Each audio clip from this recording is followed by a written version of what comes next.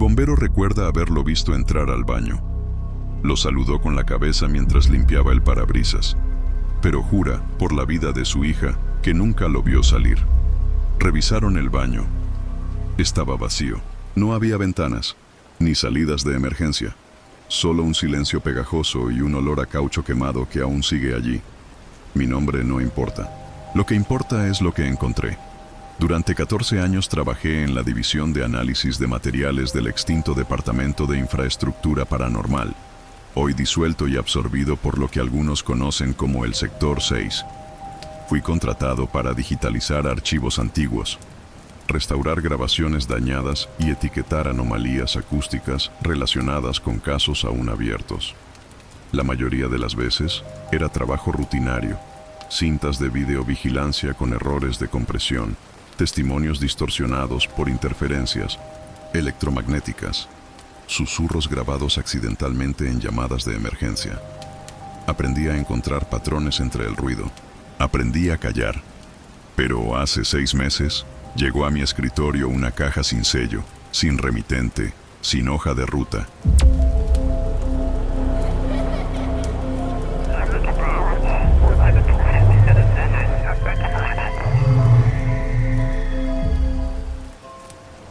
Solo una etiqueta escrita a mano con marcador negro. RA, KM, no 12. Dentro de la caja encontré 4 casetes. 3 de ellos estaban rotulados con nombres de personas. El cuarto tenía mi nombre. Lo juro, nunca grabé esa cinta. No soy conductor. Nunca he manejado un camión. Pero esa voz era la mía. Desde entonces, no he dormido más de 3 horas seguidas. Lo que estás a punto de escuchar no es una historia, ni siquiera una advertencia. Es un archivo, un testimonio de algo que no debería existir.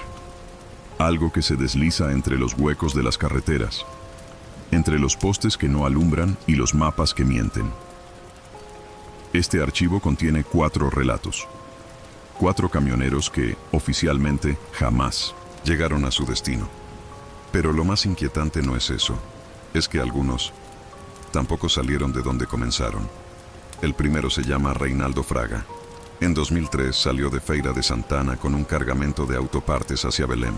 Según el GPS de la época, avanzó 318 kilómetros y se detuvo en un puesto de gasolina, cerca del kilómetro 112 de la BR 316.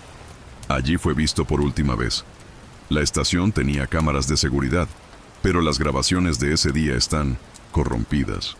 El frentista, un hombre mayor llamado Silvio, declaró en su momento que Reinaldo entró al baño a las 3:47 de la madrugada. Lo saludó, encendió un cigarro y esperó que regresara para cobrarle. Nunca salió. Después de 1 hora, Silvio llamó a la policía. El baño estaba vacío. No había señales de lucha, ni pertenencias abandonadas. El camión seguía estacionado, con el motor frío, las puertas cerradas, y la radio se ve emitiendo una estática pulsante, rítmica, como un código. El archivo policial fue cerrado como desaparición sin violencia. Pero la cinta que tengo aquí, dice otra cosa. Esta historia no tiene final feliz. Algunas de estas voces se cortan a la mitad. Otras parecen haber sido grabadas fuera del tiempo. Y una fue grabada en el futuro. Si estás escuchando esto, no sé cómo llegó hasta ti.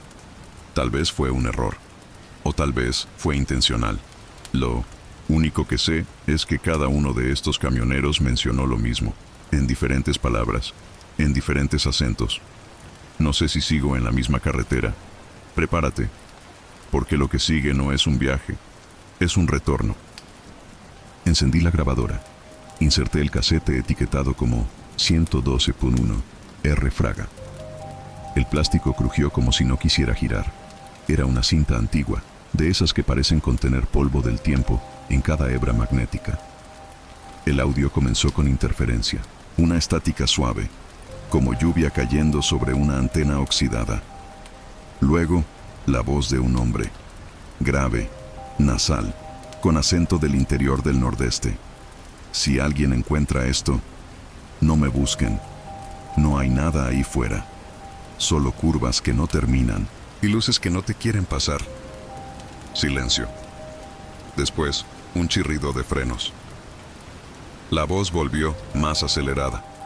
Salí del puesto faz umas 2 horas. Peguei a 316 sentido norte. Tudo normal até que vi uma placa dizendo KM 112B. Mas esse B, nunca vi isso. O asfalto começou a ficar mais liso, sem marcação. Tentei chamar no rádio, mas alguém me chamou antes. Fiz uma pausa. Rebobinei. Alguém me chamou antes. Reinaldo descrevia que seu rádio CB, que ele sempre deixava no canal 5 para conversar com outros caminhoneiros, havia sido invadido por uma voz masculina. A princípio achou que era alguém brincando. Falava baixo, pausado, como se lesse meu diário. Chamou meu nome 3 vezes, mas de um jeito estranho, como se minha mãe tivesse morrido e me chamasse de volta para casa. Ele desligou o rádio, mas a voz continuou. Não no CB, no som do motor, no zumbido das luzes do painel, nos estalos do ar-condicionado. A estrada parecia normal, até que ele notou algo que, segundo suas palavras, não batia. Passei 2 vezes pelo mesmo buraco, idêntico. Depois, vi um caminhão igual ao meu do outro lado da pista. Mesmo modelo, mesma placa. O motorista estava me olhando. Aqui, o áudio tremeu. Interferência. Um zumbido grave, como se alguém soprasse direto na fita. Pulei para o final da gravação. Mais ruídos. Um som agudo, repetitivo. Como código Morse. E então, uma última frase. Não é estrada, é espelho. A gravação parou ali. Desliguei o equipamento e senti uma leve tontura. Talvez fosse o calor da sala de digitalização, ou o fato de que aquele áudio parecia ter sido gravado dentro da minha própria cabeça. Decidi pesquisar o trecho da BR-316 mencionado na fita. KM 112B. Não encontrei referência alguma a esse trecho nas bases federais, mas ao procurar no arquivo físico da estrada, documentos escaneados dos anos 90, havia uma observação manuscrita em vermelho. Desviar antes do entroncamento B. Relatos de looping espacial. Protocolo Aurora. Protocolo Aurora, nunca. Tinha ouvido falar disso. Fui até o armário de aço onde guardamos os arquivos não digitalizados. Na seção de incidentes logísticos, entre um dossiê sobre apagões em rodovias do Sul e um relatório sobre balsas que desapareciam no rio. Madeira, encontrei uma pasta desgastada com cheiro de papel antigo e um símbolo que jamais havia visto. Um triângulo com uma linha cruzando o centro. E um olho semiaberto. Era o símbolo antigo do Sector 6, quando ele ainda era só um rumor. Dentro da pasta, 2 nomes riscados, um croquis à mão livre do posto de gasolina onde Reinaldo havia parado, e uma nota. Ele entrou no banheiro a Sil. 3h47. O caminhão ainda está lá. Esse detalhe me gelou o sangue. Peguei meu celular e liguei para uma conhecida da época em que eu ainda fazia campo. Júlia, uma técnica forense do Instituto Federal de Transportes. Perguntei, disfarçando, se havia algum caminhão apreendido e abandonado em algum pátio da região. Depois de um tempo, ela me mandou uma mensagem. Tem sim. Placa RQI 5F21. Está lá desde 2003. Nunca veio ninguém buscar. Motivo: desaparecimento. Do motorista. Local: Posto Aurora. BR-316, KM 112. Era o caminhão de Reinaldo, ainda lá. 20 anos depois, trancado, intocado, e com o rádio ainda funcionando. Volví a escuchar la cinta de Reinaldo. Esta vez con auriculares cerrados y la interfaz digital de espectrograma encendida. No buscaba palabras. Buscaba pausas, frecuencias ocultas, modulaciones que no deberían estar allí. En algunos momentos, las ondas del audio mostraban formas anómalas, zonas sin patrón, sin ritmo, como si algo hubiera sido insertado artificialmente en la grabación. Una de esas zonas tenía un pulso regular, casi imperceptible, como un latido invertido. Aumenté la velocidad y entonces lo escuché. No estás grabando esto, estás recordándolo. Congelé, rebobiné, nada. La frase no estaba ahí. Volví a reproducir el tramo. Silencio absoluto. Pero mi mente seguía repitiendo esas palabras como si la cinta no las hubiese emitido, sino despertado. Decidí buscar inconsistencias en los registros oficiales. Entré al sistema del Archivo Nacional de Desaparecidos y confirmé que Reinaldo Fraga fue reportado como extraviado el 18 de agosto de 2003. Pero al cruzar esa fecha con una base interna de la policía rodoviaria, encontré otra mención a su nombre, fechada en 1998, 5 años antes. Ese segundo documento decía, víctima de accidente fatal en la BR-110, vehículo siniestrado, cuerpo rescatado, y mostraba su número de cédula. El mismo. ¿Cómo podía estar vivo en 2003 y muerto en 1998? ¿Error administrativo? No. Había otra nota, escrita a mano en el margen del documento. Caso duplicado. No consolidar. Consultar con sector 6. Mi estómago se revolvió. Para ese punto, el archivo ya me había absorbido. No podía dejarlo, aunque sabía que debía. Decidí revisar la segunda cinta. 112.2. Jorge E. Un nuevo testimonio. Una nueva voz. Esta vez, más joven, con un dejo de sarcasmo, como si no creyera del todo en lo que decía. Pero lo decía. Igual. Era como estar dentro de un videojuego bugueado. Pasaba por una curva y de repente, ¡pum! La misma curva otra vez. El mismo árbol. El mismo cartel de precaución. Neblina densa. 3 veces. 4. Después, el sol salió por el lado equivocado. El testimonio se volvió más errático a medida que avanzaba. Jorge contaba que comenzó a ver camiones abandonados en los márgenes, todos con las puertas abiertas, algunos sin huellas alrededor. En uno de ellos, dijo, vio una figura en el asiento del copiloto. No tenía rostro, pero estaba girada hacia él. Detuve la cinta. Volví a mirar la nota interna, que venía con la caja. En ella, alguien había escrito con letra precisa, casi mecánica, patrón de repetición detectado. A partir del 4º ciclo, los sujetos pierden orientación temporal. Evento conocido. Efecto reflector. Busqué esa expresión en la base del sector. 0 resultados. Pero encontré un archivo visual marcado como RefenPro 12, vinculado al caso. Era una fotografía Polaroid tomada desde el interior de una estación de servicio abandonada. Mostraba un camión estacionado, parcialmente cubierto por maleza. La fecha escrita a mano, julio de 2017. La matrícula coincidía exactamente con la de Reinaldo Fraga. Lo imposible era esto. Reinaldo desapareció en 2003. El camión fue reportado en un depósito en ese mismo año. ¿Cómo podía estar en otro lugar, en otra década? Y aún más inquietante, sobre el parabrisas del camión, escrita con lo que parecía ser sangre seca, una palabra apenas visible, frente. Esa noche no dormí. Encendí el equipo una vez más y pasé la cinta de Jorge por un software de reducción de ruido. En el minuto 7:42, entre el relato y un golpeteo de fondo, aparece una voz femenina. Breve. Apenas un susurro. Estás en el kilómetro invisible. La repetí 20 veces. La exporté. La analicé en espectro inverso. Nada. Pero al reproducirla al revés, obtuve algo más. No es un lugar. Es una decisión. Una corriente eléctrica recorrió mi columna. ¿Y si estos caminos no están en el mapa porque no son geográficos?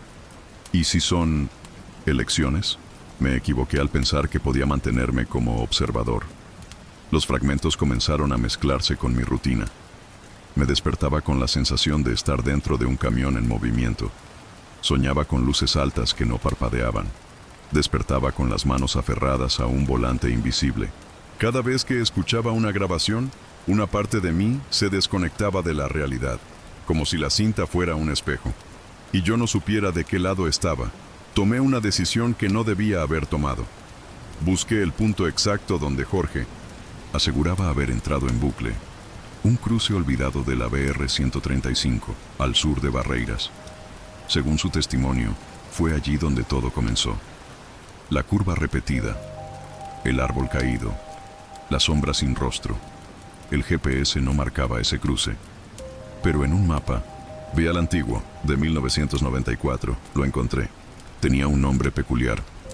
Ramal 113, sector bloqueado. Ninguna carretera debería estar marcada así. Conduje hasta allá. Era mediodía cuando llegué. El cielo, gris. A mi alrededor, solo campo seco y postes de luz sin cables. El asfalto se volvía más pálido conforme avanzaba. No había señal en el celular, ni aves, ni viento. Solo el sonido de mis propios pasos. Entonces lo vi. La curva era exactamente como Jorge la había descrito. Larga, suave, flanqueada por un árbol de copa partida. Sentí una presión en el pecho y aún así avancé. Caminé por la curva, giré y frente a mí estaba otra vez la misma curva, el mismo árbol. Idénticos. Me detuve. Miré atrás. El camino por donde había llegado ya no estaba. Fue entonces cuando escuché el zumbido. Bajo, eléctrico. Provenía del bosque a la izquierda. Caminé hacia la fuente, entre ramas secas, hasta encontrar una cabina telefónica, una cabina aislada en medio de la nada. Roja, vieja, oxidada, como sacada de otro país, de otra época. Y estaba sonando. No sé por qué, pero contesté. ¿Quién está ahí? Bueno, pregunté del otro lado. Silencio. Luego, una respiración y una voz familiar. Te dije que no volvieras, Reinaldo. Solté el auricular. Me alejé temblando. No era mi nombre. Y sin embargo, la voz me reconocía. Me acusaba. Salí del bosque corriendo. La curva seguía ahí, igual. Solo que esta vez algo había cambiado. En el suelo había huellas de neumáticos, circulares, sobrepuestas, como si muchos camiones hubieran girado una y otra vez en ese mismo lugar, sin nunca salir. Estaba dentro del bucle. Me obligué a pensar, racionalmente, a recuperar el control. Volví a mi coche. Retrocedí por el camino de tierra hasta encontrar señal. Llamé a Julia otra vez. Le pregunté si tenía registros de otros camioneros desaparecidos entre los años 2000 y 2010 en esa área. Ella respondió en voz baja, solo uno, Jorge Emanuel, desaparecido en 2008. Su último contacto fue por Radio CB. Dijo que vio su propio camión, manejado por él mismo. No le conté nada. No estaba listo para compartirlo. Pero lo que más me perturbó fue lo siguiente. Cuando colgué y revisé el reloj del coche. Habían pasado 4 horas desde que contesté ese teléfono en el bosque. Para mí, habían sido 15 minutos. Desde ese día, escucho estática en lugares donde no hay radios. El GPS de mi celular marca coordenadas erráticas cuando conduzco de noche. Y en mis sueños, alguien repite mi nombre. No una, ni 2, 3 veces. Cada vez más cerca. Me di cuenta de que ya no estaba investigando una anomalía. Yo me había convertido en una. No suelo hacer visitas de campo. Ese tipo de trabajo quedó atrás cuando colgué la placa del departamento y acepté el escritorio en la sombra. Pero hay lugares que no te sueltan, lugares que no se investigan, te invitan o te llaman por tu nombre. Y el Posto Aurora me había estado llamando desde la primera cinta. Conseguí un vehículo discreto y conduje hasta el kilómetro 112 de la BR 316. La carretera estaba desierta, como si el mundo hubiese decidido olvidarse de ese tramo. Las marcas viales estaban casi borradas, y los postes de luz parecían inclinarse hacia adentro, como árboles muertos que querían escuchar. El Posto Aurora apareció tras una curva, una estructura decadente, de concreto descascarado y placas de metal oxidadas. La marquesina aún colgaba, torcida, y en ella se leía parcialmente Aurora Combustibles desde 1982. Aparqué a pocos metros, nada se movía, ni el viento, ni los pájaros, ni el tiempo. Entré por la lateral, pisando vidrios rotos y latas, aplastadas. Dentro, el mostrador seguía allí, cubierto de polvo y telarañas. Unos papeles amarillentos estaban pegados con cinta a una pared manchada. Uno de ellos, una factura fechada el 18 de agosto de 2003, con el nombre Reinaldo Fraga, en letra cursiva. Avancé hacia el baño. La puerta estaba abierta, oxidada. Crujió cuando la empujé con la punta de los dedos. Dentro, el espejo estaba rajado, el lavabo colapsado, las baldosas ennegrecidas por humedad y tiempo. Pero algo no encajaba. Había demasiado silencio. como si el aire estuviera siendo contenido, sujetado por algo invisible. Me acerqué al espejo. Por un segundo vi el reflejo de una cabina de camión detrás de mí. Me giré en seco. Nada. Volví a mirar. Esta vez, mi reflejo estaba distorsionado. Parpadeaba sin que yo parpadeara. Retrocedí, pero algo me empujaba a entrar más. Entonces lo vi. Sobre el marco de la puerta, en letras pequeñas talladas como con una navaja, estaba escrito: no es una salida, es una entrada. Ese baño no era solo un baño, era un umbral, una transición. Di un paso más y sentí como la temperatura bajaba abruptamente. La luz parpadeó. El zumbido agudo volvió, como en las grabaciones. Y entonces escuché algo detrás de la pared. Un golpe, después otro, y luego una respiración. Clavé la mirada en los azulejos. Uno de ellos vibraba. Me acerqué. Estaba más limpio que los demás, como si alguien lo hubiera tocado hace poco. Toqué yo también, y escuché una voz, nítida, justo al otro lado. No es tu turno. Salí corriendo. Al regresar al coche, noté que el aire tenía otro color. No era la luz, era la atmósfera. Algo sutil, pero profundamente erróneo. Como si estuviera viendo el mundo a través de una copia mal impresa de la realidad. Antes de arrancar, miré por el retrovisor. El baño estaba completamente cerrado. La puerta ya no estaba abierta. Y sobre el vidrio empañado del espejo externo de mi coche, escrita con un dedo invisible, una palabra: bucle. Volví del Posto Aurora sin hablar con nadie, ni siquiera con Julia. En el trayecto de regreso, algo me atormentaba más que las voces o los reflejos falsos. Era la certeza silenciosa de que ya no era solo un testigo. Algo, o alguien, había cruzado la línea conmigo. Y ahora me estaba esperando. De regreso en mi estación de trabajo, revisé la caja original de la carpeta KM-112. La última cinta no tenía etiqueta, ningún nombre. Solo una franja roja pintada a mano.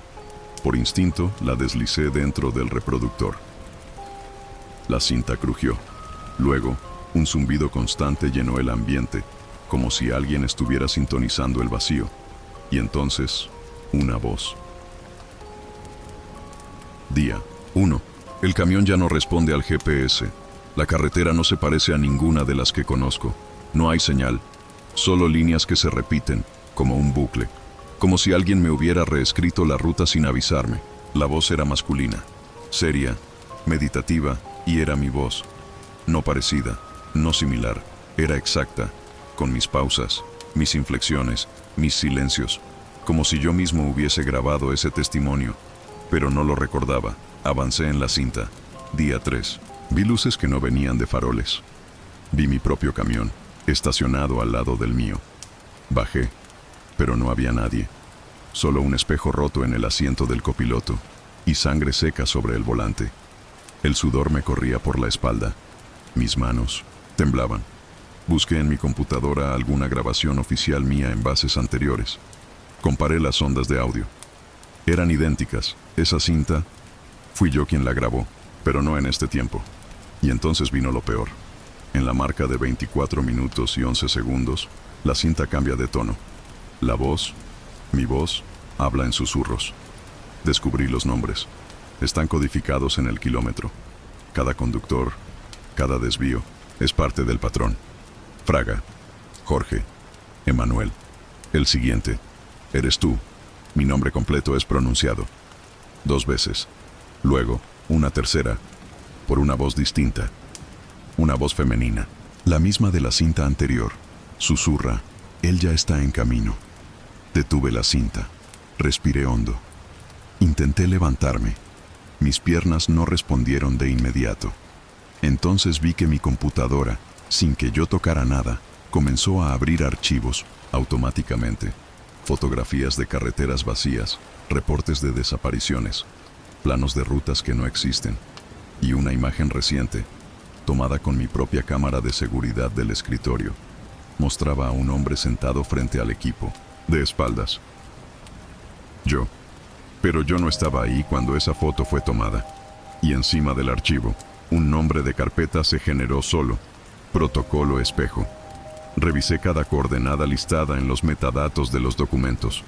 Todos los puntos señalaban ubicaciones imposibles, entre fronteras, en medio del mar, en zonas sin acceso físico, lugares fuera del mundo conocido. Copié las coordenadas en el sistema de rastreo de tráfico satelital, y entonces lo vi. Un solo punto de luz, intermitente. Un camión aún en movimiento, sin conductor visible, marcado como RQI 5F21, la misma. Matrícula del camión de Reinaldo, pero el archivo estaba fechado en el día siguiente a hoy. Esa cinta no había sido grabada en el pasado, estaba grabada en el futuro, mi futuro. Y algo, en algún punto de esa carretera imposible, ya estaba, esperando por mí. La verdad no te libera, te deja solo. Después de escuchar la última cinta, supe que no podía seguir como antes. Algo se había soltado, algo que, por años, había estado contenido dentro de esos archivos, sellado por el olvido o el miedo. Pero, ahora, me había elegido. O quizá yo lo había llamado sin querer. Perdí el acceso al sistema interno del sector. Mi credencial fue desactivada 2 días después. Nadie me explicó por qué. Julia dejó de responder mis mensajes. Algunos contactos comenzaron a evitarme. Cuando llamaba a sus teléfonos, escuchaba estática o mi propia voz, susurrando frases que nunca dije. Entonces comenzaron las visitas. A las 3:47 de la madrugada, la misma hora del baño del Posto Aurora, alguien golpeaba mi puerta. Siempre 3 golpes, nunca más, nunca menos. Cuando abría, no había nadie. La tercera noche encontré un paquete. Dentro, un casete de color negro opaco, sin marcas, con una sola inscripción en tinta blanca. KM, Into 13. La cinta contenía otra grabación, una que ya conocía demasiado bien. Era mi voz, pero no como antes. Esta vez sonaba diferente, más débil, cansada, como si llevara días, semanas, años conduciendo por un mismo tramo de carretera. En el fondo, se oía una radio CB transmitiendo algo repetitivo, kilómetro 113, 113, 113, y luego, si alguien encuentra esto, yo no soy el original. Apagué la cinta, la escondí, quise fingir que no existía, pero era tarde. Mi entorno comenzó a fracturarse. Fotografías en mi apartamento mostraban cosas que no recordaba haber vivido. Personas sin rostro, carreteras, en la ventana, un espejo del baño, que no reflejaba mi cuarto sino un asiento de camión vacío. Un día salí a comprar comida. Crucé la calle y vi mi coche, estacionado al otro lado. Dentro, alguien que parecía yo estaba en el asiento del conductor. Me miró, me sostuvo la mirada y encendió el motor. Corrí. Esa noche empaqué todo y me encerré en un motel barato a las afueras de la ciudad. Le pedí al recepcionista que no dijera que estaba ahí. Pagué en efectivo. Apagué el celular. Rompí la tarjeta SIM. Quise desconectarme, pero el silencio fue peor. A las 3:47, el televisor del cuarto se encendió solo. Pantalla azul. Una sola. Frase parpadeando. Protocolo espejo activado. Me acerqué, toqué la pantalla. Estaba caliente. Y entonces supe lo que vendría. No podía destruir las cintas. No podía borrar los datos. Ellos ya habían cruzado al otro lado. Me habían registrado, escaneado, duplicado. Yo ya era parte del circuito. Empecé a escribir esto como un intento de advertencia, pero ahora veo que es otra cosa. Es un reflejo, una imagen que se proyecta de vuelta hacia quien la observa. Y si tú estás leyendo esto, escuchando esto, ya estás dentro también. Porque el último patrón es siempre el mismo: observar, comprender, ser observado. Y ahora, yo sé demasiado. Los hombres del sector no vienen a matarte. No necesitan. Solo te borran. De las rutas, de los recuerdos, de los mapas y de ti mismo. Este será mi último registro. Lo grabo en una grabadora vieja, de esas que funcionan con pilas. No tengo electricidad. Ya no confío en las redes, en los discos duros, en los datos que respiran dentro de los cables. Sé que me están escuchando, y no me refiero a ellos. Me refiero a las voces, a esas que se esconden entre las frecuencias, que habitan en el zumbido de fondo, en los espacios vacíos entre una palabra y otra. Anoche soñé que conducía, pero no era un camión. Era un cascarón hueco, flotando por una carretera sin fin, sin líneas, sin luces. En el asiento del copiloto había un niño dormido. Cuando lo miré, vi que era yo, pero sin rostro, sin voz, solo respiraba profundamente. Al despertar, supe lo que tenía que hacer. Tomé las cintas. Las puse todas en una bolsa hermética. Las enterré en el lugar donde todo comenzó. El kilómetro 112. A los pies del poste sin número. Dejé allí esta grabadora también. Envuelta en plástico, protegida del tiempo, del agua, de ellos. Y si esto ha llegado a ti, no fue por error. Tal vez alguien más encontró la bolsa. Tal vez tú también sientes que algo te observa cuando conduces de noche, cuando el retrovisor muestra más de lo que hay atrás, cuando el radio transmite estática con nombre propio. No busques más respuestas. No hay. Lo que sea que está del otro lado no quiere ser comprendido. Solo quiere ser recordado. Y a veces, eso basta para que cruce. Así que esta es mi última advertencia. Mi último acto. Después de esto, dejaré de correr. Dejaré de esconderme. Saldré a la carretera. Tomaré una ruta sin nombre. Una de esas que no aparecen en los mapas ni en los GPS. Donde los postes están muertos y el asfalto parece llorar. Y cuando escuche mi nombre, no miraré atrás. Porque si llegas a mirar, te conviertes en parte del reflejo. Si esta grabación llegó a tus manos, es porque algo falló.